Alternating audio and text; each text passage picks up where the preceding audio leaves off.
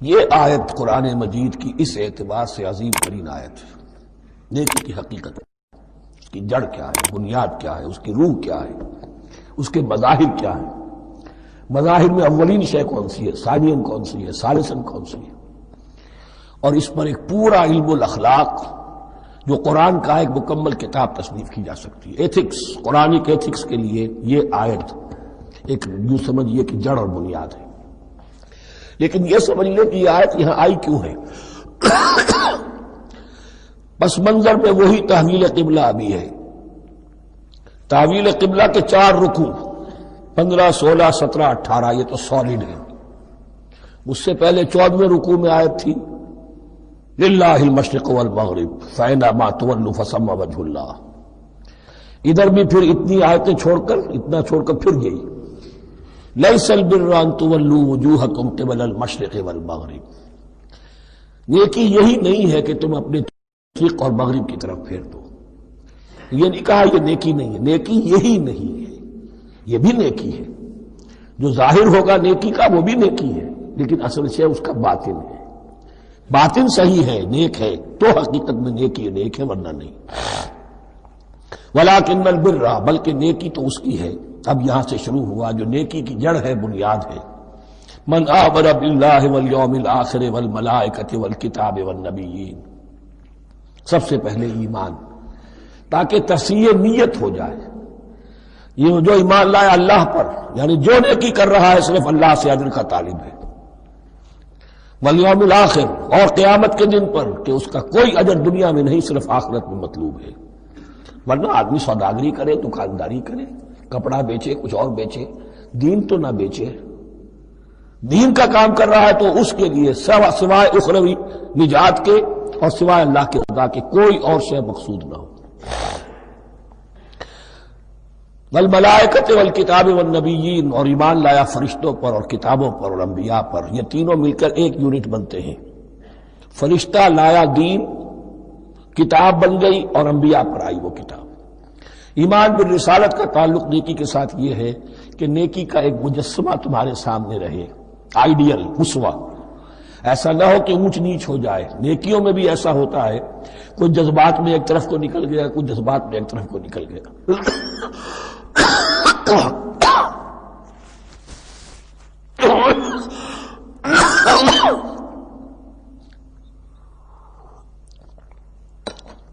اس گمراہی سے بچنے کی ایک ہی شکل ہے کہ ایک مجسمہ مکمل، ایک اسوہ کاملہ سامنے ہو جس میں معتدل ہو تمام چیزیں، اور وہ ہمارے لیے اسوہ کاملہ محمد رسول اللہ کی شخصیت ہے۔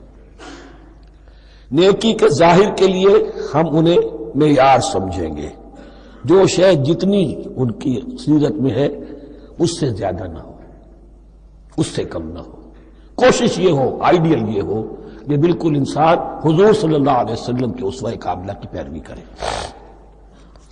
ولیکن البر من آمن باللہ والیوم الآخر والملائکۃ والکتاب والنبیین وآتی المال علی حبہ ذوی القربى والیتامی والمساکین وابن السبیل، اور دیا اس نے مال، یا دے وہ مال اس کی محبت کے علی الرغم، علی حبہ اللہ کی طرف نہیں ہے، علی حب المال، علی الرغم مال محبوب ہے پھر بھی وہ خرچ کر رہا ہے، ذوی القربى قرابت داروں پر، والیتامی یتیموں پر، والمساکین محتاجوں پر، وابن السبیل مسافر پر، والسائلین اور مانگنے والوں پر، وفی الرقاب اور لوگوں کی گردنیں چھڑانے میں۔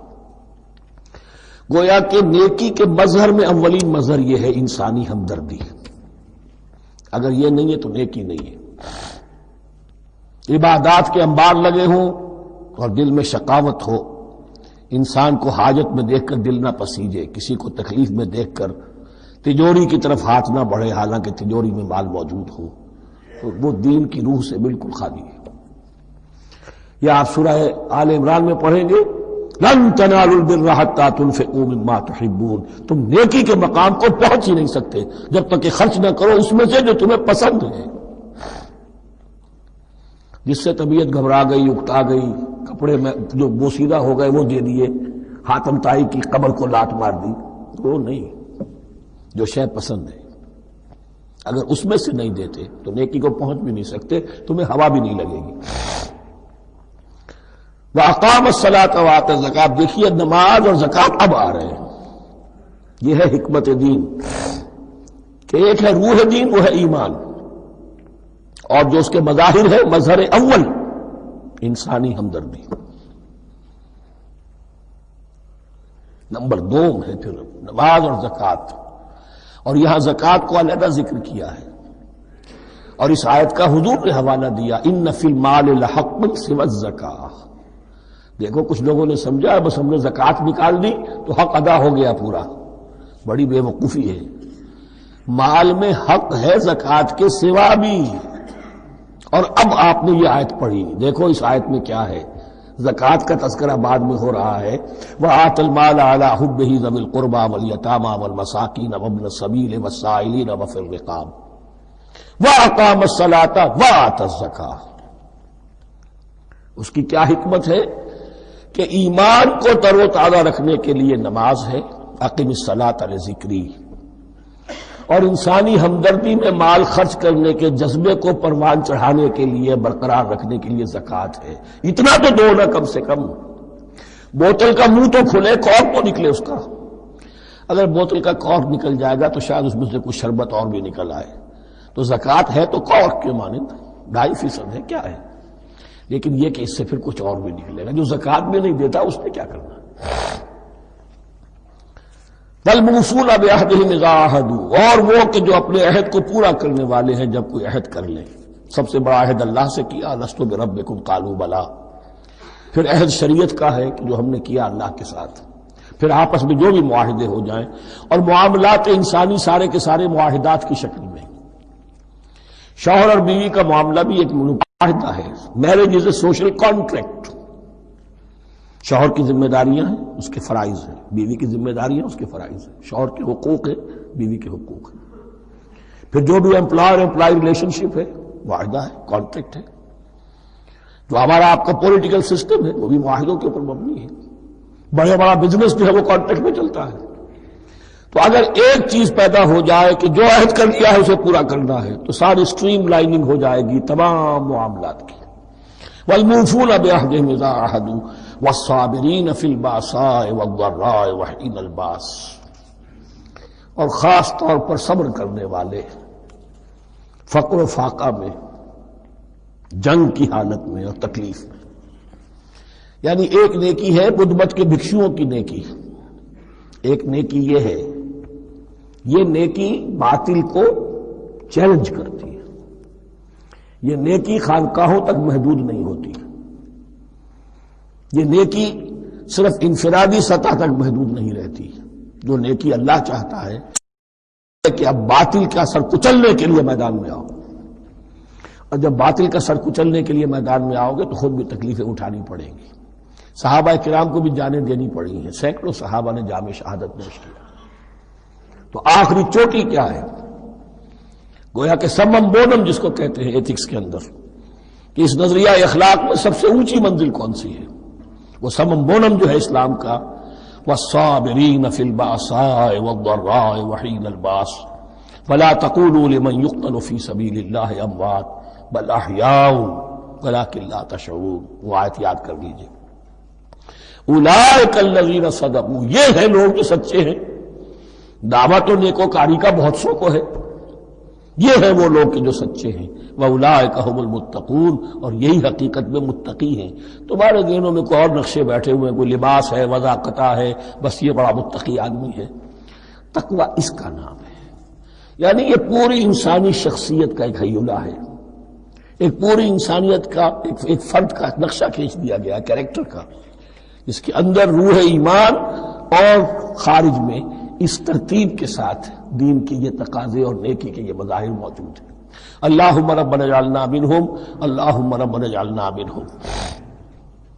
اب اس کے بعد کچھ وہی جو معاملات انسانی ہیں اس پر اب بحث، جیسا کہ میں نے کہا تھا کہ ایک لڑی ہے شریعت کی معاملات کی.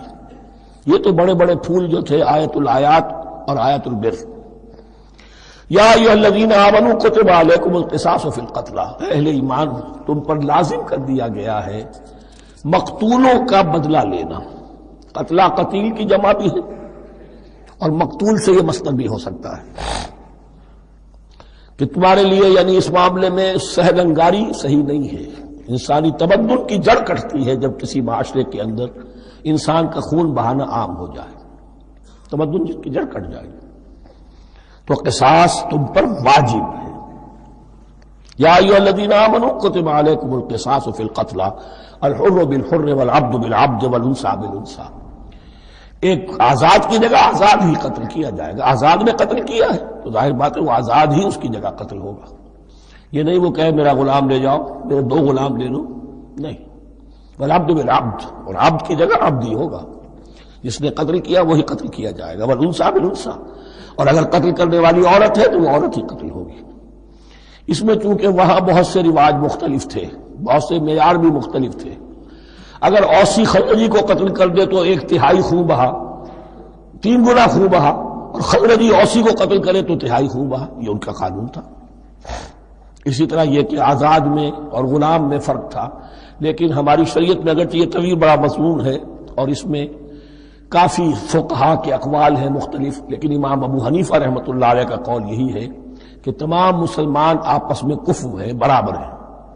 لہذا یہاں کوئی فرق نہیں کیا جائے گا قتل کے مقدمات میں. فمن عفی لہ من اخیہ شیء فاتباع بالمعروف واداء الیہ باحسان. پھر جس کو معاف کر دیا جائے کوئی شے اس کے بھائی کی جانب سے، یعنی جو مقتول ہے اس کے ورثاء اگر کہتے صاحب ہم اس کی جان بخشنے کو تیار ہیں، چاہے وہ خون بہا لے لیں یا ویسے ہی معاف کر دیں، تو جو بھی کچھ خون بہا طے ہوا ہو اداء الیہ باحسان فاتباع بالمعروف، تو اس کی پیروی کی جائے معروف طریقے پر اور ادائی کی جائے خوبصورتی کے ساتھ. ذالک تخفیف من ربکم ورحمہ، یہ تمہارے رب کی طرف سے تخفیف ہے، آسانی کی ہے اور رحمت ہے. اور اس کی رحمت ہونا بہت واضح ہے. اگر یہ شکل نہ ہو تو پھر قتل در قتل کا سلسلہ جو ہے وہ جاری رہتا ہے. لیکن اگر یہ ہو گیا کہ قاتل کو لا کے سامنے کھڑا کر دیا، لو بھائی اب تمہارے ہاتھ میں اس کی جان ہے، چاہو تو یہ قتل کر دیا جائے گا، چاہو احسان کرنا چاہو بخشنا چاہو ویسے ہی بخش دو، چاہو تو خون بہا لے لو. اس سے کیا ہوگا کہ وہ دشمنیوں کا جو دائرہ ہے وہ پھر سمٹ جاتا ہے، بڑھتا نہیں. اس میں بڑی رحمت ہے اللہ کی طرف سے. قانون جو ہے اسلام میں قتل کا، اس میں مدعی ریاست نہیں ہوتی. آج کل ہمارے ہاں غلطی یہ ہے، مدعی ریاست بن جاتی ہے. یہ مدعی ہوتا ہے یہاں پر جو بھی مقتول کے ورثاء ہیں، اور کسی کو صدر کو کیا صدر کے باپ کو بھی اختیار نہیں ہے کہ کسی قاتل کو معاف کرتے ہیں. قاتل کو معاف کرنے کا جو اختیار ہے وہ صرف مقتول کے ورثاء کو ہے، کوئی صدر نہیں کر سکتا. ہمارے دستور میں ہے، پوری شرع پوری شک موجود ہے. فمن اعتدی بعد ذلک فلہ عذاب علیم، جو اس کے بعد بھی حد سے تجاوز کرے گا تو اس کے لیے دردناک اور بہت بڑا عذاب ہوگا. وَلَكُمْ فِي الْقِصَاصِ حَيَاةٌ يَا أُولِي الْأَلْبَابِ لَعَلَّكُمْ تَتَّقُونَ. اور اے ہوش مندو قصاص میں زندگی ہے تمہارے لیے. ایک روحانی تصور ہے معاف کر دینا اچھا ہے، اسلام بھی کہتا ہے ان تعفوا وتصفحوا وتغفروا فإن اللہ غفور رحیم. لیکن قتل کے مقدمات میں سہل انگاری جو ہے وہ اچھی نہیں ہے. پیروی شدت کے ساتھ ہونی چاہیے تاکہ اس سے آگے قتل کا سلسلہ بند ہو. وَلَكُمْ فِي الْقِصَاصِ حَيَاةٌ يَا أُولِي الْأَلْبَابِ لَعَلَّكُمْ تَتَّقُونَ، تاکہ تم بچ سکو. اب کوتبہ علیکم دوبارہ آ گیا. یہ کوتبہ کے لفظ کو سمجھ لیجئے، جہاں بھی کوئی شے فرض کی جائے گی لازم کی جائے گی وہ کوتبہ ہے. اسی لیے شریعت کے لیے قرآن مجید میں جو لفظ ہے الکتاب، الکتاب اس معنی میں کہ اس میں شریعتی خداوندی پوری کی پوری موجود ہے. کوتبہ کتب علیکم اذا حضر احدکم الموت ان ترک خیرا الوصیۃ للوالدین والاقربین بالمعروف. تم پر واجب کر دیا گیا، فرض کر دیا گیا، جب تم میں سے کسی کی موت کا وقت آ جائے، اگر وہ کوئی خیر مال چھوڑ رہا ہو، دولت چھوڑ رہا ہو، تو اس کے لیے فرض کر دیا گیا وصیت کرنا اپنے والدین کے حق میں اور رشتہ داروں کے حق میں انصاف کے ساتھ. ابھی چونکہ قانون وراثت نازل نہیں ہوا تھا، یہ ابتدائی قدم اٹھایا گیا. وہاں ہوتا یہ تھا جو آج بھی ہندوؤں میں ہوتا ہے، جو مر گیا اس کی ساری جائیداد کا مالک جو ہے بڑا بیٹا، چھوٹے بیٹے بھی نہیں، نہ بیٹیاں نہ بیوی، کچھ نہیں. تو سارا کا سارا مال جو ہڑپ کر جاتے تھے، کسی کو کچھ نہیں. یہاں یہ کہ اب پہلا ابتدائی حکم دیا گیا، لیکن یہ آیت منسوخ ہو جائے گی سورہ نساء میں جب پورا قانون وراثت آ گیا. تو اب یہ آیت منسوخ شمار ہوتی ہے. ناسخ وہ قانون وراثت ہے جو سورہ نساء کے دوسرے رکوع میں آئے گا. البتہ اس کے ایک حصے کو حضور نے باقی رکھا ہے، وہ گویا کہ سنت نے اس کے ایک جز کو برقرار رکھا ہے، اور وہ جز یہ ہے کہ مرنے والا 1/3 اپنے مال کے لیے وصیت کر سکتا ہے کسی کے لیے، 1/3 سے زیادہ نہیں، اور وارث کے لیے وصیت نہیں ہوگی. جس کی وراثت میں حق مقرر ہو چکا ہے اس کے لیے وصیت نہیں ہوگی، وہ غیر وارث کے لیے وصیت ہوگی. کسی دینی ادارے کو دینا چاہے، کسی اور کو دینا چاہے، یتیم کو، بیوہ کو، یتیم خانے کو، ٹھیک ہے، 1/3. 2/3 میں قانون وراثت کی تنفیذ ہوگی لازماً. تو اس آیت کا صرف اتنا حصہ باقی رکھا ہے حضور نے صلی اللہ علیہ وسلم. حقاً علی المتقین، یہ اللہ کا تقوی رکھنے والوں پر حق ہے، واجب ہے کہ وہ وصیت کریں کہ ہمارے والدین کو یہ مل جائے، فلاں رشتہ دار کو یہ مل جائے، باقی جو ہے جو بھی ورثاء ہیں لے جائیں. فمن بدلہ بعد ما سمعہ، تو جس نے بدل دیا اس وصیت کو اس کے بعد کہ اسے سنا تھا، فإنما اسمہ علی الذین یبدلونہ، تو اس کا بوجھ، اس کا گناہ انہی پر آئے گا جو تبدیل کرتے ہیں. جو وصیت کرنے والا تھا وہ بری ہے، اس نے صحیح وصیت کی تھی. جس نے بعد میں اس وصیت میں تحریف کی، تبدیلی کی، اس کا وبال، اس کا بوجھ انہی پر آئے گا. ان اللہ سمیع علیم، یقینا اللہ سب کچھ سننے والا اور جاننے والا ہے. فمن خاف من موص جنفا، اب اگر کسی کو اندیشہ ہوا کہ وصیت کرنے والے نے جانبداری برتی ہے، ٹھیک وصیت نہیں کی ہے، دیانتداری کے ساتھ اس کی رائے یہ ہوئی، او اسمن، یا گناہ اس نے کمایا ہے، فاصلح بینہم، اور اب ان کے مابین صلح کرا دی. ورثاء کو جمع کیا کہ بھائی وراثت تو یہ تھی، ان کی وصیت تھی، لیکن دیکھو اس میں یہ زیادتی والی بات ہے، اگر تم مطمئن ہو جاؤ، متفق ہو جاؤ تو اس میں اتنی تبدیلی کر دی جائے ان کے اتفاق سے. فلا اسم علیہ، تو اس میں کوئی گناہ نہیں ہے. یعنی ایسی نہیں ہے یہ بات کہ اس کو وہ سینکشن اور سینکٹیٹی حاصل ہو گئی ہے، تقدس، کہ اب اس میں کوئی تبدیلی نہیں ہو سکتی. باہمی مشورے سے اور اچھے جذبے سے، اصلاح کے جذبے سے وصیت میں تغیر ہو سکتا ہے. ان اللہ غفور الرحیم، یقیناً اللہ تعالی بخشنے والا ہے، رحم فرمانے والا. اب لڑی آ گئی دوسری عبادت والی، عبادت میں صوم.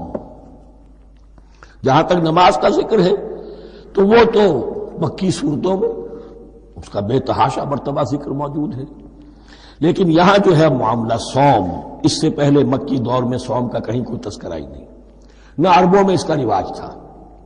یہ لفظ بھی عربی زبان میں تھا گھوڑوں کے لیے، گھوڑے روزہ رکھتے تھے. رکھتے کیا تھے بیچارے، انہیں رکھوایا جاتا تھا، کیونکہ عربوں کا جو معاملہ تھا وہ لوٹ مار، غارت گری، اور اس کے لیے انہیں چاہیے تیز رفتار سواری، جاؤ حملہ کرو، لوٹو مارو اور بھاگو. اونٹ جو ان کی فضا اور ان کے ماحول کے لیے مناسب تھا، وہ زیادہ تیز دوڑ نہیں سکتا، اپنی اس ضرورت کے لیے گھوڑا چاہیے تھا. گھوڑے میں عرب کا سخت موسم برداشت کرنے کی عادت نہیں، نازک جانور ہے، وہ پیاسا تو نہیں رہ سکتا 7 دن تک جیسے کہ اونٹ رہ سکتا ہے، بھوکا نہیں رہ سکتا، وہ لو کے تھپیڑے نہیں برداشت کر سکتا. لہذا عرب اس کو رکھواتے تھے روزہ، کھانا پینا بند کیا اور اس کے جو ہے منہ کر کے کھڑے ہو گئے جب گرم تیز ہوا چل رہی ہے. خود تو اپنے آپ کو لپیٹ لیا اپنے گھٹنے میں، گھٹنا کہلاتا ہے وہ جو بھی کپڑا اوپر ہوتا ہے، اور وہ اس گھوڑے کو جو ہے وہ ساری آگ اس پر برس رہی ہے تاکہ اس میں عادت پیدا ہو جائے جھیلنے کی، برداشت کرنے کی. تو جنگ کے موقع پر کہیں یہ دغا نہ دے جائے.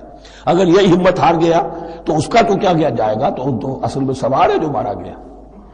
یہ روزہ ان کے ہاتھ تھا. لیکن جب حضور آئے مدینے میں تو یہاں یہود میں روزے کا رواج تھا. وہ ایک تو عاشورہ کا روزہ رکھتے تھے، اس لیے کہ وہ تاریخ تھی جس میں کہ نجات ملی تھی بنی اسرائیل کو فرعونیوں سے. تو اس طریقے سے حضور نے پھر ابتداءً مہینے میں، ہر مہینے میں 3 روزے رکھنے کا حکم دیا. یہ ہے ابتدائی حکم جو حضور نے دیا، قرآن میں ابھی نہیں آیا تھا. جیسے تحویل قبلہ کے معاملے میں بھی قرآن نے کہا کہ ہم نے تمہیں اس قبلے پر رکھا تھا، لیکن اس کا کوئی حکم جو ہے قرآن میں جلی نہیں ہے. یہ ہو سکتا ہے کہ وہ حکم بھی حضور کو اللہ ہی نے دیا ہو، وحی خفی کے ذریعے سے. پہلے یہ کہ ہر مہینے میں 3 روزے. اب ظاہر بات ہے کہ مہینے جو ہے وہ سخت گرم بھی ہو سکتے ہیں. اب اگر 30 کے 30 روزے ایک ہی مہینے میں فرض کر دیے گئے ہوتے اور وہ ہوتے جون جولائی کے تو جان نکل جاتی. بہترین تدبیر یہ کی گئی ہر مہینے میں، اور یہ موسم سارے آ رہے ہیں اس میں. پھر کچھ عرصے کے بعد یہ رمضان کا روزہ فرض کیا گیا۔ پہلا جو روزہ تھا 3 دن کا، اس میں یہ بھی تھی اجازت کہ جو اگر مسافر نہیں ہے، بیمار بھی نہیں ہے، طاقت رکھتا ہے روزہ رکھنے کی، پھر بھی روزہ نہ رکھے تو اس کا فدیہ یہ ہے کہ 1 مسکین کو کھانا کھلائے۔ علی الاطلاق تھا یہ۔ جب رمضان کے روزے کی فرضیت ہو گئی تو اب یہ فدیہ نہیں ہے، البتہ حضور نے اس کو باقی رکھا ایسے شخص کے لیے جو بہت بوڑھا ہے، یا کوئی خاتون بہت بوڑھی ہے برداشت نہیں کر سکتی، یا کوئی بیمار ہے، کسی سخت ایسی بیماری میں ہے کہ روزہ اس کے لیے جان کے لیے ہلاکت کا اندیشہ ہو سکتا ہے، اس کے لیے فدیہ برقرار رکھا۔ عام طور پر صحت مند شخص جو مسافر بھی نہ ہو اس کے لیے یہ رعایت ختم ہو گئی۔ یہ ہے ان آیات کی تعبیر جس پر میں پہنچا ہوں، اور بہت پہلے پہنچ گیا تھا، لیکن چونکہ اکثر مفسرین نے یہ بات نہیں لکھی ہے تو میں جھجکتا رہا، لیکن بعد میں مجھے معلوم ہوا کہ مولانا انور شاہ کاشمیری رحمۃ اللہ علیہ کی رائے یہی ہے، تو مجھے اعتماد ہو گیا۔ اور پھر مجھے اس کا ذکر جو ہے یہ تفسیر کبیر میں امام راضی کے ہاں بھی مل گیا کہ متقدمین کے ہاں یہ رائے موجود تھی کہ پہلی 2 آیتیں جو ہیں اس روزے سے متعلق یہ رمضان کے روزے سے متعلق نہیں ہیں، بلکہ وہ 3 ہر مہینے کی 13، 14 اور 15 ایام 20 کے روزے حضور نے بعد بھی رکھے ہیں نفلاً، لیکن شروع میں یہ 3 روزے رکھنے کا حکم دیا گیا تھا۔ پہلی 2 آیتیں اس 6 آیتوں پر مشتمل رکوع، اور یہ ایک عجیب مقام ہے۔ قرآن مجید کے احکام بہت دفعہ ہے، نماز کے احکام قرآن میں بہت دفعہ ہیں، کہیں وضو کا ہے، کہیں تیمم کا ہے، کہیں اور نماز خوف کا ہے، مختلف جگہوں پر، لیکن صوم کی عبادت پر یہ 6 آیات کامل ہیں، مکمل ہیں، اس کی حکمت، اس کی غرض و غایت، اس کے احکام سب کے سب اس میں آ گئے۔ اب پہلی 2 آیتیں کون سی ہیں؟ یا ایھا الذین آمنوا کتب علیکم الصیام کما کتب علی الذین من قبلکم لعلکم تتقون۔ اے ایمان والو، تم پر بھی فرض کیا گیا روزہ رکھنا، جیسے کہ فرض کیا گیا تھا تم سے پہلوں پر، تاکہ تمہارے اندر تقویٰ پیدا ہو جائے۔ وہ جنگ کے لیے کرواتے تھے گھوڑوں کو تیار، تمہیں تقویٰ کے لیے اپنے آپ کو تیار کرنا ہے، بھوک کو قابو میں رکھ سکو، شہوت کو قابو میں رکھ سکو، پیاس کو برداشت کر سکو۔ اللہ کی راہ میں جنگ کے لیے تمہیں نکلنا ہوگا، اس میں بھوک بھی آئے گی، پیاس بھی آئے گی، اپنے آپ کو تیار کرو جہاد کے لیے۔ اور یہ بات واضح ہو جائے گی، اگلے رکوع سے قتال کی بحث شروع ہو جائے گی۔ روزے کی یہ گفتگو ہو رہی ہے تمہیداً قتال کے لیے، جیسے گھوڑوں کو تیار کیا جاتا تھا، صوم رکھوایا جاتا تھا قتال کے لیے۔ ایام معدودات، گنتی کے چند دن ہیں، یہ گویا کہ ثبوت ہے اس کا کہ یہ 2-3 دن سے زیادہ، معدود جو ہے وہ عربی زبان میں 9 سے زیادہ نہیں ہو سکتا۔ معدودہ جب آئے گا، ایام معدودات، یہ جمع جو ہے جمع قلت کہلاتی ہے۔ معدودات، معدودہ بڑی سے بڑی رقم ہو سکتی ہے، لیکن معدودات جمع قلت ہے۔ گنتی کے چند روز ہیں۔ فمن کان منکم مریضا، ان میں بھی یہ رعایت ہے کہ جو تم میں سے بیمار ہو، او علی سفر، یا سفر پر ہو، فعدۃ من ایام اخر، تو وہ تعداد پوری کر لے دوسرے دنوں میں۔ وعلی الذین یطیقونہ، اور جو اس کی طاقت رکھتے ہوں، فدیۃ طعام مسکین، وہ فدیہ دے 1 مسکین کا کھانا کھلانا۔ ان آیات کی تفسیر میں جیسا کہ میں نے عرض کیا مفسرین کے بہت سے اقوال ہیں، اب میں اس کی بحث میں نہیں جا سکتا، جو میں نے اپنے مطالعے کے بعد رائے قائم کی ہے میں صرف وہی بیان کر رہا ہوں کہ اس وقت، اور یہ امام راضی کے الفاظ ہیں کہ یہ فرضیت الگ تعیین نہیں تھی بلکہ الگ تخییر تھی۔ فرض تو ہے روزہ، لیکن اس کا بدل بھی دیا جا رہا ہے، اگر تم نہیں رکھنا چاہتے تو تم 1 مسکین کو کھانا کھلا دو۔ تو گویا کہ تدریجاً انہیں لانا تھا، کیونکہ اس بات کے وہ پہلے سے عادی نہیں تھے۔ فمن تطوع خیرا فهو خیر اللہ، اور جو اپنی جی سے، اپنی مرضی سے خیر کرنا چاہے تو اس کے لیے خیر ہے، روزہ بھی رکھے اور مسکین کو کھانا بھی کھلائے، دونوں کام کرے، تو اس میں کوئی رکاوٹ تو نہیں، اس کے لیے بہتر ہوگا۔ وَأَن تَصُومُوا، اور دیکھو اگر روزہ رکھو، خیر لکم ان کنتم تعلمون، یہ تمہارے لیے بہتر ہے اگر تم جانو۔ اب یہاں بھی ایک طرح کی رعایت کا انداز ہے۔ یہ 2 آیتیں ہیں میرے نزدیک وہ پہلا حکم جو دیا گیا اور جو تھا اصل میں جس کے تحت کہ حضور صلی اللہ علیہ وسلم نے، میں شاید مغالطے میں ہی کہہ بیٹھا ہوں کہ قرآن مجید میں نہیں آیا، حضور نے خود کیا ہے، ان آیات سے در حقیقت حضور نے ہر مہینے میں 3 دن کے روزے، جو یا تو یہ کہ ان آیتوں کے بعد، اور یا یہ کہ حضور نے اپنے طور پر کر دیے تھے، ان آیات نے اس کی توثیق کر دی۔ اب آ رہی ہیں دو آیتیں جو خاص رمضان کے روزے سے متعلق ہیں، حکمت اور غرض و غایت. پھر ایک آیت طویل آئے گی احکام، اور پھر ایک آیت آئے گی لٹمس ٹیسٹ. یہ 6 آیتیں. شہر رمضان الذی انزل فیہ القرآن، رمضان کا مہینہ وہ ہے جس میں قرآن نازل کیا گیا. ھدی للناس وبینات من الھدی والفرقان، لوگوں کے لیے ہدایت، اور ہدایت کی بھی روشن بینات باتیں، والفرقان، اور حق و باطل میں فرق کر دینے والی چیز. فمن شہد منکم الشہر، تو جو کوئی بھی پائے اس مہینے کو، یا جو شخص بھی مقیم ہو اس مہینے میں، مسافر نہ ہو، فلیصم، اس پر لازم ہے کہ روزہ رکھے. اب وہ وجوب علی التخییر ختم ہو گیا، اب وجوب علی التعیین، اب یہ لازم ہے، یہ رکھنا ہے. ایک رعایت باقی رکھی، ومن کان مریضا او علی سفر فعدۃ من ایام اخر، جو بیمار ہے یا یہ کہ سفر پر ہے وہ تعداد پوری کر لے دوسرے دنوں میں. یرید اللہ بکم اليسر ولا یرید بکم العسر، اللہ تمہارے ساتھ آسانی چاہتا ہے، سختی نہیں چاہتا. یہ لوگ اپنے اوپر سختیاں جھیلتے ہیں، شدید جو ہے سفر کے اندر بھی روزہ رکھے ہوئے، حالانکہ یہاں اجازت دی ہوئی ہے. یہ بلکہ حضور نے ایک مرتبہ ایک سفر میں کافی سرزنش کی. کچھ ایک جہاد اور قتال پہ نکلے تھے، لیکن کچھ لوگوں نے اس سفر میں بھی روزہ رکھ لیا. نتیجہ یہ ہوا کہ سفر کے بعد جہاں منزل میں اب جا کر خیمے لگانے تھے وہ نڈھال ہو کر گر گئے. جن لوگوں کا روزہ نہیں تھا انہوں نے پھر وہ خیمے لگائے، منزل کا کام کیا. تو حضور نے فرمایا کہ لیس من البر الصیام فی السفر، روزے رمضان اس میں سفر میں روزہ رکھنا کوئی نیکی کا کام نہیں ہے. لیکن ہمارا تصور اور ہے، 105 بخار چڑھا ہوا ہے، روزہ نہیں چھوڑوں گا میں، روزہ تو میں نے رکھا ہوا، یا روزہ تو میں نہیں چھوڑوں گا. حالانکہ جہاں رعایت اللہ کی ہے اس رعایت سے فائدہ نہ اٹھانا ایک طرح کا کفران نعمت ہے. وَلِتُكْمِلُوا الْعِدَّةَ، لیکن تمہیں عدت اور تعداد اب پوری کرنی ہوگی. وہ جو تھی ایک رعایت کہ فدیہ دے کر فارغ ہو جاؤ، وہ نہیں ہے. وَلِتُكَبِّرُوا اللَّهَ عَلَىٰ مَا هَدَاكُمْ، اور تاکہ تم تکبیر کرو اللہ کی اس پر کہ جو اس نے ہدایت تمہیں عطا فرمائی. وَلَعَلَّكُمْ تَشْكُرُونَ، اور تاکہ تم شکر کر سکو اس نعمت عظمیٰ کا جو قرآن حکیم کی شکل میں تمہیں دی گئی. اس موضوع پر میرا کتابچہ عظمت صوم اور عظمت صیام و قیام قرآن، اس میں یہ سارے مضامین تفصیل سے آئے ہیں. کیا حکمت ہے، کیا غرض و غایت ہے، کیا مقصد ہے، اور آخری منزل کیا ہے. وَإِذَا سَأَلَكَ عِبَادِي عَنِّي فَإِنِّي قَرِيبٌ. مطلوب تو یہ ہے کہ تمہارا جو یہ جسم حیوانی ہے یہ کچھ کمزور پڑے، روح ربانی جو تم میں پھونکی گئی ہے اسے تقویت حاصل ہو.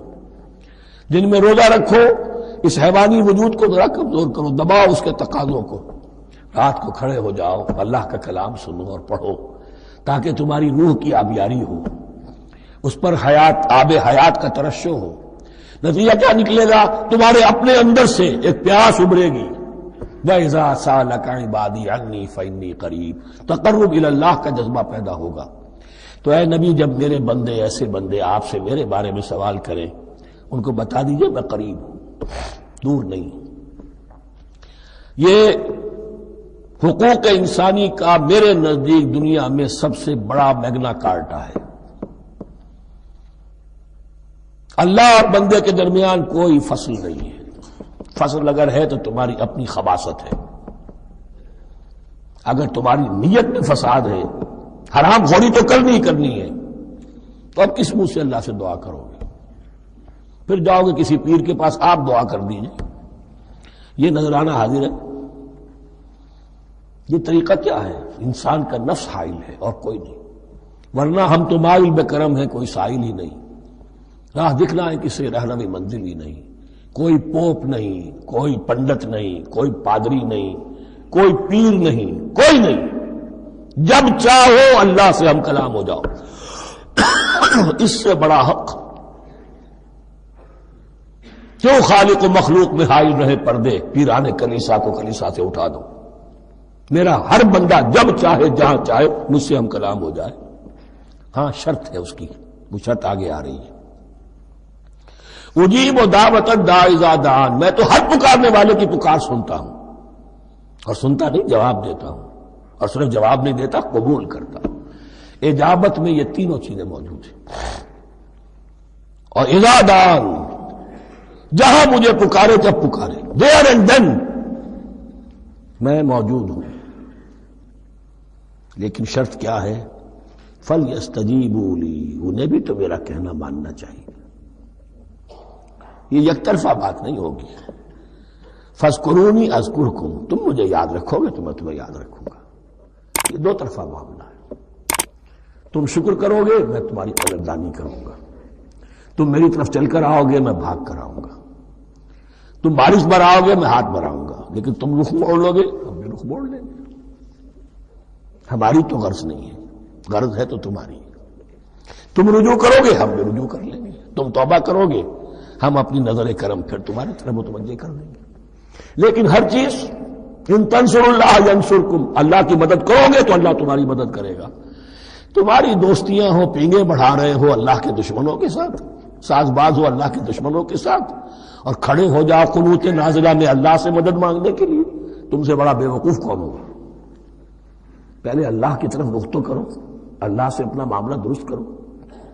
ہاں، اس میں کوئی یہ شرط نہیں ہے کہ پہلے ولی کامل اس وقت توبہ کرو خلوص نیت سے اور سارے پردے ہٹ جائیں گے، لیکن خلوص نیت کے ساتھ توبہ۔ وَإِذَا سَأَلَكَ عِبَادِي عَنِّي فَإِنِّي قَرِيبٌ أُجِيبُ دَعْوَةَ الدَّاعِ إِذَا دَعَانِ فَلْيَسْتَجِيبُوا لِي وَلْيُؤْمِنُوا بِي لَعَلَّهُمْ يَرْشُدُونَ أُحِلَّ لَكُمْ لَيْلَةَ الصِّيَامِ إِذْ تَفَضُّلُوا إِلَىٰ نِسَائِكُمْ۔ اب یہ ہے احکام کی آیت، بڑی طویل ہے، چونکہ یہود کے ہاں شریعت میں روزہ جو ہے شروع ہو جاتا تھا شام کو ہی، اور رات بھی روزے میں شامل تھی، تو تعلق زن و شو بھی نہیں ہو سکتا، اور کوئی سحری وحری کا تصور نہیں تھا۔ جیسے ہی سوئے رات شروع، روزہ شروع، اب اگلے دن تک غروب آفتاب تک روزہ رہے گا۔ ہمارے ہاں روزے میں نرمی کی گئی ہے، ایک تو یہ کہ رات کو اس سے خارج کر دیا، روزہ دن کا ہے، اور رات کے وقت تعلق زن و شو بھی ہے، کھانا پینا بھی ہے، جو پابندیاں روزے کی ہیں وہ سب اٹھ گئی۔ لیکن ہو یہ رہا تھا کہ لوگ سمجھ رہے تھے کہ شاید وہی جو احکام ہیں یہود کے ہاں شاید وہی ہمارے ہاں بھی ہیں، اس لیے وہ ایسا بھی ہوتا تھا اپنے جذبات میں بیویوں سے مقاربت کرتے تھے، لیکن دل میں سمجھتے تھے کہ ہم نے غلط کام کیا ہے۔ یہاں اب ان کو اطمینان دلایا جا رہا کہ نہیں، احل لکم لیلۃ الصیام الرفث الی نسائکم، حلال کر دیا گیا ہے تمہارے لیے روزے کی راتوں میں اپنی بیویوں کے پاس جانا۔ ہن لباس لکم وانتم لباس لہن، وہ پوشاک ہے تمہارے لیے، تم پوشاک ہو ان کے لیے۔ بڑا بلیغ کنایا ہے یہ، جیسے لباس میں اور جسم میں کوئی پردہ نہیں ہے، لباس ہی تو پردہ ہے نا، لباس میں اور جسم میں تو کوئی پردہ نہیں، ایسے ہی بیوی میں اور شوہر میں کوئی پردہ نہیں۔ ہن لباس لکم وانتم لباس لہن۔ ویسے بھی انسان کے اخلاق کی حفاظت کرنے والی، مرد کے اخلاق کی حفاظت کرنے والی بیوی ہے، بیوی کے اخلاق کی حفاظت کرنے والا مرد ہے۔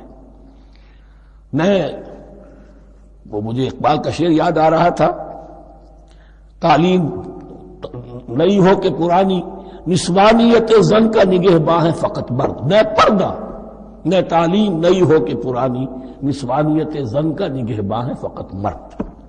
بہرحال ایک دونوں کے لیے وہ ایک ضرورت بھی ہے، ان کی پردہ پوشی بھی کرتے ہیں ایک دوسرے کی، اور اس طریقے سے لباس کی جو ہے اس میں کنایا کیا گیا۔ علم اللہ انکم کنتم تختانون انفسکم، اللہ کے علم میں ہے کہ تم اپنے آپ کے ساتھ خیانت کر رہے تھے، ایک کام کر رہے تھے جو گناہ نہیں ہے، لیکن تم سمجھتے تھے گناہ ہے، تو اپنے آپ سے خیانت ہو گئی کہ نہیں؟ اصلاً وہ گناہ نہیں تھا لیکن تمہارے علم میں نہیں تھا، لیکن تم یہ سمجھتے ہوئے بھی کہ یہ ممنوع ہے، اس کا ارتکاب کر رہے تھے۔ علم اللہ انکم کنتم تختانون انفسکم فتاب علیکم، تو اللہ نے تم پر نظر رحمت فرمائی، وعفا عنکم، اور بخش دیا، معاف کر دیا، جو بھی خطائیں ہو گئی ہیں وہ سب کی سب معاف سمجھو۔ فالآن باشروہن، اب ان کے ساتھ جو بھی تعلق ضرور شے ہے وہ قائم کرو، وابتغوا ما کتب اللہ لکم، اور تلاش کرو، حاصل کرو جو کچھ اللہ نے تمہارے لیے لکھ دیا ہے۔ کیا لکھ دیا؟ ایک تو اولاد تعلق ضرور شو میں، اور ایک سکون ہے کہ جو اللہ تعالیٰ نے اس میں رکھا ہے، لِتَسْكُنُوا إِلَيْهَا، قرآن مجید میں یہ الفاظ آئے، ایک تسکین ہے، سکون ہے، اعصاب کا تناؤ جو ہے وہ اس کے بعد جو ہے اس کے اندر ایک سکون کی کیفیت پیدا ہو جاتی ہے. اور یہی اس میں حکمت ہے کہ حضور اپنے ہر سفر میں ہم ایک زوجہ محترمہ کو ضرور ساتھ رکھتے تھے. اس لیے کہ قائد کو، سپہ سالار کو کسی وقت بڑی ایسی یعنی پریشان کن صورتحال میں فیصلے کرنے پڑتے ہیں، جذبات پر دباؤ ہوتا ہے اور اعصاب پر دباؤ ہوتا ہے، تو ساتھ اگر کوئی اہلیہ بھی موجود ہو تو اس میں، اور اس کے بہترین مواقع سیرت میں آئے ہیں، وہ پھر کسی وقت میں بیان کروں گا.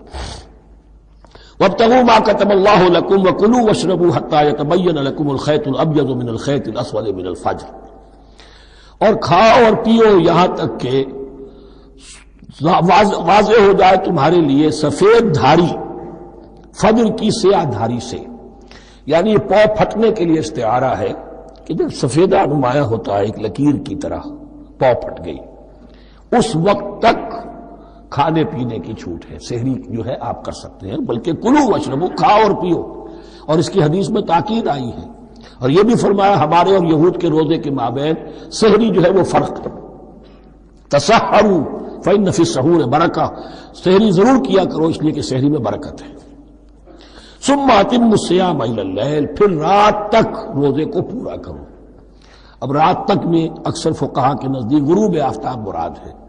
اہل تشیع اس سے ذرا آگے جاتے ہیں کہ رات کا لفظ آیا ہے تو ذرا اور غروب آفتاب پر چند منٹ گزر جائے، لیکن ہمارے اہل سنت کے ہاں غروب آفتاب جو ہے وہی گویا کہ یہ اس کی غایت ہے. وَلَا تُبَاشِرُوهُنَّ وَأَنْتُمْ عَاكِفُونَ فِي الْمَسَاجِدِ، لیکن یہ رعایت جو تمہیں دی جا رہی ہے اس میں ایک استثناء ہے. جب تم معتکف ہو مسجدوں میں تو پھر اپنی بیویوں سے کوئی تعلق قائم نہ کرو. وَلَا تُبَاشِرُوهُنَّ، مت ان سے مباشرت کرو. وَأَنْتُمْ عَاكِفُونَ فِي الْمَسَاجِدِ، جبکہ تم مسجدوں میں اعتکاف میں ہو، آخری عشرے میں جو اعتکاف ہوتا ہے. تِلْكَ حُدُودُ اللَّهِ فَلَا تَقْرَبُوهَا، یہ اللہ کی حدود ہے، ان کے قریب مت جاؤ. بعض جگہ پر آتا ہے فَلَا تَعْتَدُوهَا، ان حدود کو عبور نہ کرو، ان سے تجاوز نہ کرو. تو حرام تو یہی شے ہوگی کہ حدود سے تجاوز کیا جائے، لیکن احتیاط اس میں ہے to keep at a safe distance, ذرا دور رہو. آخری حد تک چلے جاؤ گے تو اندیشہ ہے کہ کہیں اس حد کو کراس نہ کر جاؤ. فلا تقربوها، اللہ کے حدود سے ذرا ایک سیف ڈسٹینس کے اوپر رہنا ضروری ہے. کذالک یبین اللہ آیاتہ للناس، اسی طرح اللہ تعالیٰ واضح کرتا ہے اپنی نشانیاں لوگوں کے لیے، لعلہم یتقون، تاکہ وہ تقوی کی روش اختیار کر سکے، بچ سکے. اب وہ لٹمس ٹیسٹ والی آیت آ گئی. تقوی کا ٹیسٹ کیا ہے؟ روزہ اس لیے فرض کیا کہ تقوی پیدا ہو جائے. یہ سارے احکام تمہیں دیے جا رہے ہیں تاکہ تمہیں تقوی پیدا ہو جائے. ٹیسٹ کیا ہے؟ تقوی کا لٹمس ٹیسٹ عقل حلال. یہ نہیں ہے کوئی نیکی نہیں. وَلَا تَأْكُلُوا أَمْوَالَكُمْ بَيْنَكُمْ بِالْبَاطِلِ، اپنے مال آپس میں باطل طریقوں سے ہڑپ نہ کرو. وَتُدْلُوا بِهَا إِلَى الْحُكَّامِ، اور اپنے مال کو ذریعہ نہ بناؤ حکام تک پہنچنے کا. لِتَأْكُلُوا فَرِيقًا مِنْ أَمْوَالِ النَّاسِ بِالْإِثْمِ، تاکہ تم لوگوں کے مال کو ہڑپ کر سکو گناہ کے ساتھ. وَأَنْتُمْ تَعْلَمُونَ، اور تم اس کو جانتے بوجھتے کر رہے ہو. جو شخص اس معیار سے تو اس سے باز آ گیا وہ ہے متقی. یہ لسٹ میں ٹیسٹ ہے. ورنہ نمازوں کی تعداد، روزوں کی تعداد اور حرام کھانا تو تقویٰ نہیں. یہ میں حیران ہوتا ہوں کہ اب اس پر کبھی غور نہیں کیا ہے لوگوں نے کہ یہ آیت کہاں سے آ گئی درمیان میں. روزے کے احکام اور اس کے بعد قتال کے احکام بھی شروع ہوں گے، حج کے احکام شروع ہوں گے، یہ بیچ میں آیت. واقعہ یہ ہے کہ جیسے روزے کی حکمت کا نقطہ عروج کیا ہے، وَإِذَا سَأَلَكَ عِبَادِي عَنِّي فَإِنِّي قَرِيبٌ، روح انسانی میں ایک طلب پیدا ہو جائے تقرب اللہ کی. اسی طرح احکام صوم میں جو کلائمیکس ہے وہ یہ ہے، وَلَا تَأْكُلُوا أَمْوَالَكُمْ بَيْنَكُمْ بِالْبَاطِلِ وَتُدْلُوا بِهَا إِلَى الْحُكَّامِ لِتَأْكُلُوا فَرِيقًا مِنْ أَمْوَالِ النَّاسِ بِالْإِثْمِ وَأَنْتُمْ تَعْلَمُونَ. يَسْأَلُونَكَ عَنِ الْأَهِلَّةِ، اے نبی آپ سے پوچھ رہے ہیں چاند کی گھٹتی بڑھتی صورتوں کے بارے میں.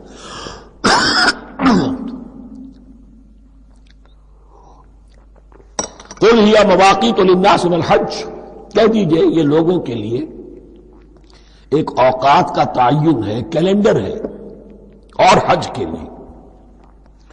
اب دیکھو آپ کو معلوم ہے کہ یہ اللہ تعالیٰ نے کیلنڈر لٹکا دیا ہے، معلوم ہو گیا یہ چاند پہلی تاریخ ہو گئی، کچھ دنوں کے بعد آپ نے دیکھا معلوم ہوتا ہے کہ اب ایک ہفتہ گزر گیا ہے، آدھا چاند ہو گیا ہے، 2 ہفتے ہو گئے، پورا چاند ہو گیا ہے، ہم نے گھٹنا شروع کیا۔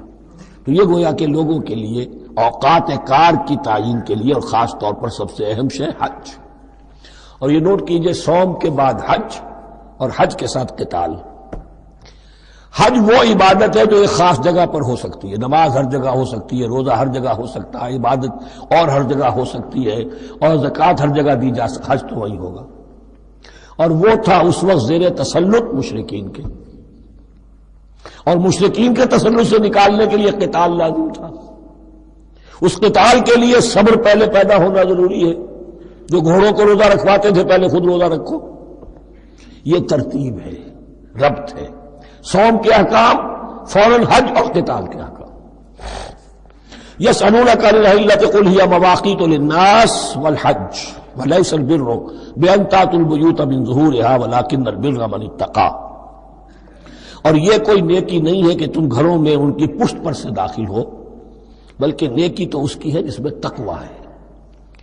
یہ اصل میں ان کے ہاں ایک رواج تھا، کیونکہ حج تو ہو رہا تھا ایام جاہلیت میں بھی، اس کے مناسک کی بگڑی ہوئی شکلیں بھی موجود تھیں، کچھ ترمیمیں انہوں نے کر دی تھی، یہ حج تو تھا ان کا۔ وہ یہ کرتے تھے جب گھر سے مکے سے نکل گئے احرام باندھ کر، اب اگر کسی ضرورت سے گھر واپس جانا پڑ گیا تو سمجھتے تھے کہ احرام باندھ کر نکل آئے ہیں، اب دروازے سے تو نہیں جا سکتے، گھسیں گے کہیں پیچھے سے، کہیں اوپر سے پھاند کر دیوار آئیں گے، اور اسے سمجھتے تھے بڑا تقویٰ ہے یہ۔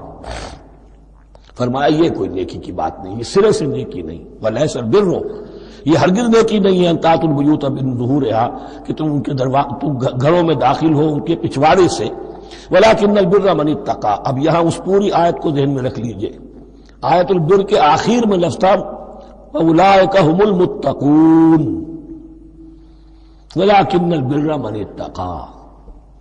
گویا کہ وہ پورا تصور جو ہے یہاں پر جو آیا بر میں آ چکا ہے، اس کو اس لفظ کے حوالے سے اس پورے تصور کو پھر آپ کے ذہن میں تازہ کر دیا۔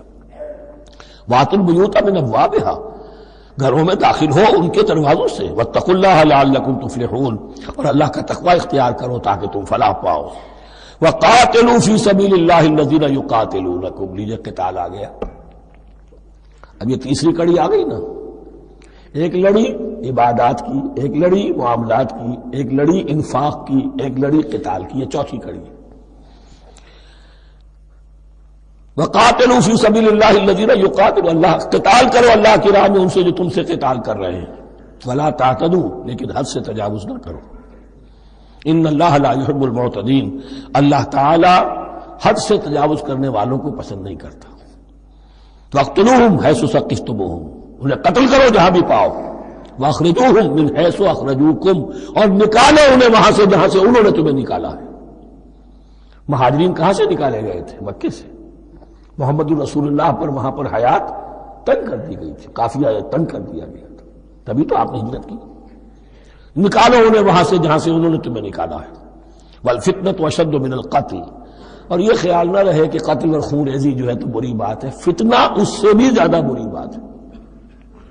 فتنہ کیا ہے؟ ایسے حالات جن میں کہ انسان اللہ خدائے واحد کی بندگی نہ کر سکے، اسے غلط کاموں پر مجبور کیا جائے، حرام خوری پر مجبور ہو گیا ہو، یہ سارے حالات فتنہ ہیں۔ تو قتل اور خون ریزی اتنی بری شے نہیں ہے جتنی فتنہ۔ والفتنة اشد من القتل ولا تقاتلوهم عند المسجد الحرام حتى يقاتلوكم فيه، ہاں مسجد حرام وہ چونکہ اسے تو امن کی جگہ بنا دیا گیا ہے، ان سے جنگ مت کرو مسجد حرام کے پاس جو بھی حرم کا علاقہ ہے، حتیٰ یقاتلوکم، یہاں تک کہ وہ خود تم سے قتال کریں اس میں۔ فإن قاتلوکم، پھر اگر وہ تم سے قتال کرتے جنگ کرتے ہیں، فاقتلوہم، تو قتل کرو انہیں۔ کذالک جزاء الکافرین، یہی بدلہ ہے کافروں کا۔ فإن انتہوا، پھر اگر وہ باز آ جائیں، فلا عدوان الا علی الظالمین، تو کوئی زیادتی جائز نہیں ہے مگر ظالموں پر۔ الشہر الحرام بالشہر الحرام، شہر حرام کا بدلہ ہے شہر حرام، یعنی اگر انہوں نے اشہر حرم کی بے حرمتی کی ہے تو اس کے بدلے میں یہ نہیں ہوگا کہ ہم تو ہاتھ باندھ کے کھڑے رہیں کیونکہ تو اشہر حرم ہے۔ ایک ہے حرم زمین، ایک ہے اشہر حرم۔ 4 مہینے، 3 حج کے لیے ان کے ہاں تھے اور 1 عمرے کے لیے۔ یہ 4 مہینے تھے کہ ان کے دوران ان کے ہاں یہ طے تھا کوئی خون ریزی، کوئی جنگ نہیں ہوگی، اپنے باپ کے قاتل کو بھی پالیں گے تو اس میں قتل نہیں کریں گے۔ تو ایک مقام ہے حرم، اس میں جنگ حرام، اور ایک وہ مہینے ہیں ان میں جنگ حرام۔ لیکن اگر کفر اقدام کرے تو اب یہ نہیں کہ ہاتھ پاؤں باندھ کے اپنے آپ کو پیش کر دیا جائے، نہیں، پھر جوابی کارروائی میں اگر تمہیں بھی اس کی بے حرمتی کرنی پڑے تو اس کا وبال بھی ان پر ہوگا۔ جی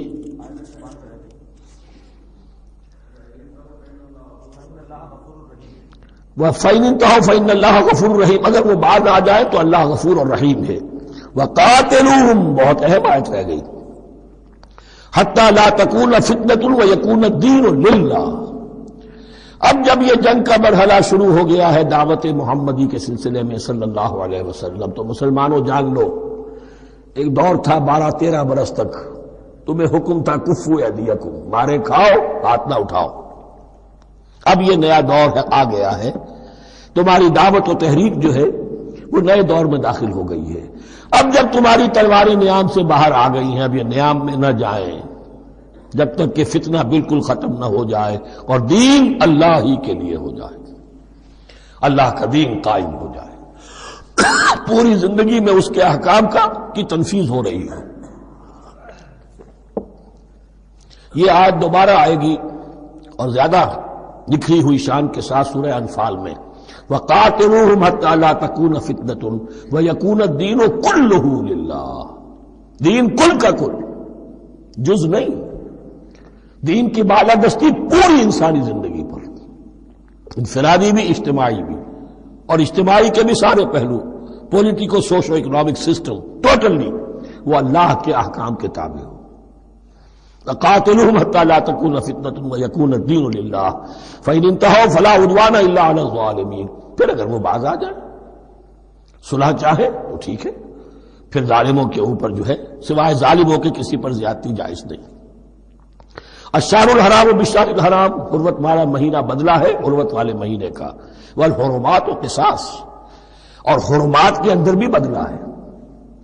فَمَنِ اعْتَدَىٰ عَلَيْكُمْ فَاعْتَدُوا عَلَيْهِ بِمِثْلِ مَا اعْتَدَىٰ عَلَيْكُمْ، تو جو کوئی بھی تم پر زیادتی کرتا ہے، دست درازی کرتا ہے، تو تم بھی اس کے خلاف کارروائی کرو، اقدام کرو جیسے کہ اس نے تم پر زیادتی کی۔ وَاتَّقُوا اللَّهَ، اور اللہ کا تقوی اختیار کرو، وَاعْلَمُوا أَنَّ اللَّهَ مَعَ الْمُتَّقِينَ، اور یہ جان لو کہ اللہ ساتھ ہے متقیوں کے، یعنی اللہ کی تائید، نصرت، اس کی مدد آئے گی اہل تقوی کی۔ اب دیکھیے وہ تیسری کڑی یہاں بہت چھوٹی سی آئی ہے، قتال کی ذرا زیادہ بڑی کڑی آ گئی ہے اور یہ چھوٹی سی کڑی آ رہی ہے۔ قتال کے لیے لازم ہے انفاق بھی۔ جنگ کیسے ہوگی اگر فوج کے لیے ساز و سامان نہ ہو، رسد کا اہتمام نہ ہو، ہتھیار نہ ہو، سواریاں نہ ہو، کیسے ہوگی جنگ؟ وَأَنفِقُوا فِي سَبِيلِ اللَّهِ وَلَا تُلْقُوا بِأَيْدِيكُمْ إِلَى التَّهْلُكَةِ، خرچ کرو اللہ کی راہ میں اور مت ڈالو اپنے آپ کو اپنے ہاتھوں ہلاکت میں۔ یعنی اللہ کا دین اس وقت اسے احتیاج ہے، وہ پیسہ چاہتا ہے، جیسے حضور نے تبوک کے موقع پر عام اپیل کی اور آپ اپنے مال کو لے کر بیٹھے ہوئے ہیں، تو گویا کہ آپ نے اپنے آپ کو ہلاکت میں خود ڈال دیا۔ یہ انفاق ہے، جہاد بالمال۔ وَأَنفِقُوا فِي سَبِيلِ اللَّهِ وَلَا تُلْقُوا بِأَيْدِيكُمْ إِلَى التَّهْلُكَةِ وَأَحْسِنُوا إِنَّ اللَّهَ يُحِبُّ الْمُحْسِنِينَ، اور احسان کی روش اختیار کرو، دین کے اندر بھی خوبصورتی پیدا کرو، دین میں بہتر سے بہتر مقام حاصل کرنے کی کوشش کرو۔ ہمارا معاملہ کیا، دنیا میں آگے سے آگے اور دین میں پیچھے سے پیچھے۔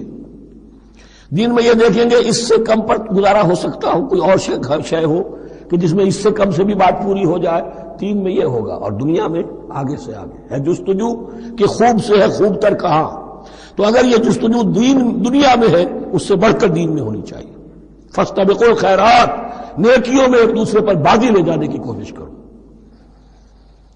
وَأَنفِقُوا فِي سَبِيلِ اللَّهِ وَلَا تُلْقُوا بِأَيْدِيكُمْ إِلَى التَّهْلُكَةِ وَأَحْسِنُوا، اور احسان کی روش اختیار کرو. ان اللہ یحب المحسنین، یقیناً اللہ تعالی محسنین کو ان لوگوں کو کہ جو درجہ احسان پر فائز ہو جائیں محبت کرتا ہے، انہیں پسند کرتا ہے.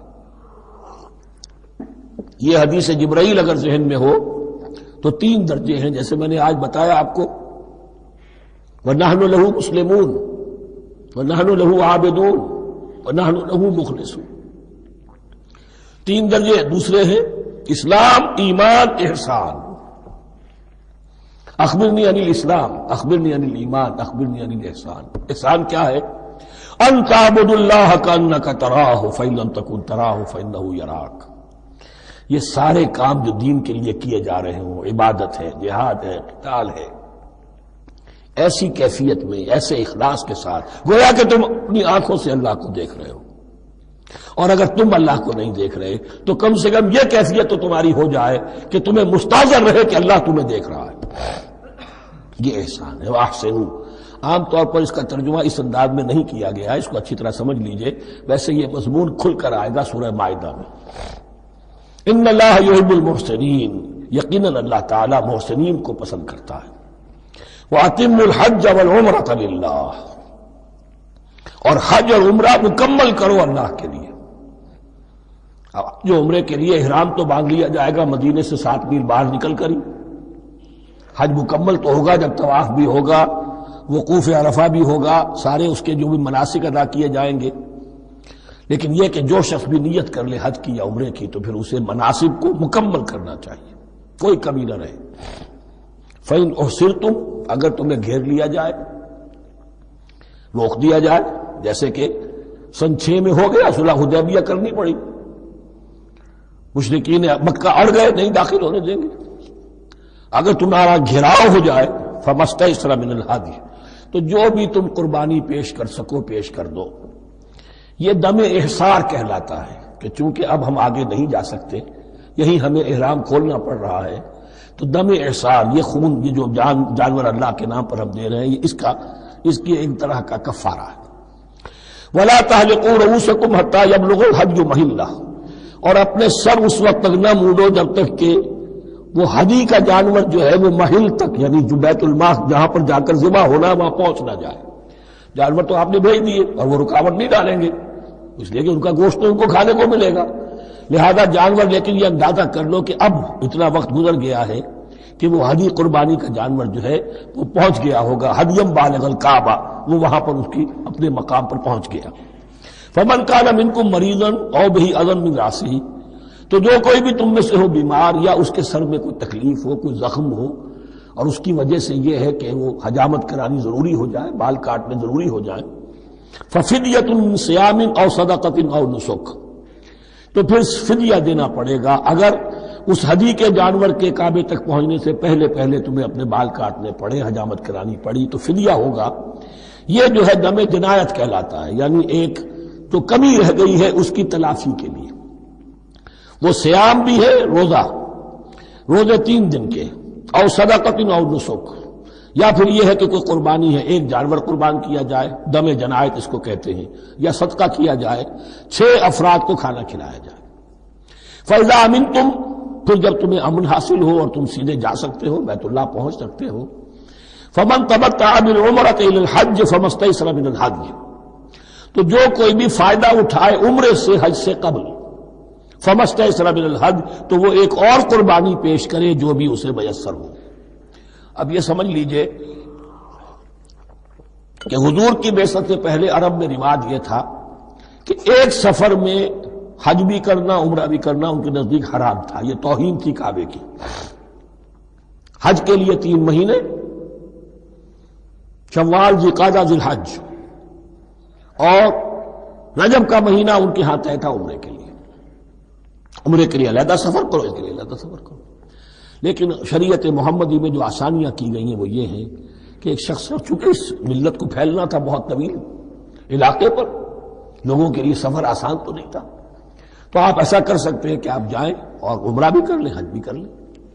ایک شکل یہ ہے کہ عمرہ کیا، احرام کھول دیا، اور پھر حج کا وقت آیا، 8ویں ذی الحج کو تو پھر احرام باندھے، وہ حج کا احرام ہو گیا، اسے کہتے ہیں تمتع۔ ایک یہ ہے کہ حج کے لیے احرام باندھا تھا، جاتے ہی عمرہ بھی کر لیا لیکن احرام کھولا نہیں، اسی احرام میں جاری رکھ کر اسے اور اسی میں حج بھی کر لیا، یہ قران کہلاتا ہے، جمع کر دیا ایک ہی احرام میں عمرے کو بھی اور حج کو بھی۔ ایک افراد کہلاتا ہے، بس ایک کے لیے صرف حج کا معاملہ شروع سے۔ تو یہاں تمتع کی جو ہمیں اجازت دی گئی ہے اس کے لیے جسے دم شکر کہتے ہیں حضرت امام ابو حنیفہ، یہ شکرانہ ہے کہ ہم ایک قربانی دیں، لیکن امام شافعی کے نزدیک یہ بھی دم جنایت ہے، یہ بھی جبر ہے۔ چنانچہ امام ابو حنیفہ کے نزدیک یہ قربانی جو دی جاتی ہے اس کا گوشت قربانی دینے والا بھی کھا سکتا ہے 1/3 کے درجے میں، لیکن امام شافعی کے نزدیک نہیں، یہ ایک صدقے کے اور اس کے دم جنایت کے قریب کی شے ہے، اس کا گوشت جو ہے قربانی دینے والا خود نہیں کھا سکتا۔ فمن لم یجد، اب اگر کسی کے پاس نہیں ہے یہ ہدیہ پیش کرنے کو، فصیام 3 ایام فی الحج، تو اب اس پر لازم ہے کہ حج میں 3 روزے رکھے، 7ویں 8ویں اور 9ویں ذی الحج کو روزہ رکھے غیر ایام حج میں۔ 10ویں کا روزہ نہیں ہو سکتا، وہ عید کا دن ہے، یوم النحر ہے۔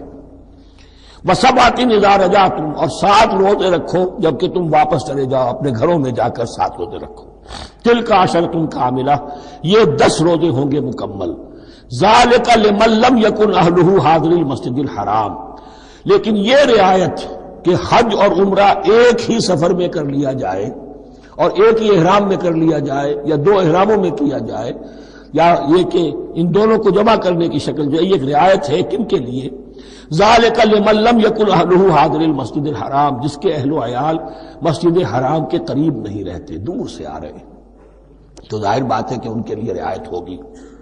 واتقوا اللہ، اللہ کا تقوی اختیار کرو، وعلموا، اور جان لو، ان اللہ شدید العقاب، یقیناً اللہ تعالی سزا دینے میں بھی بہت سخت ہے۔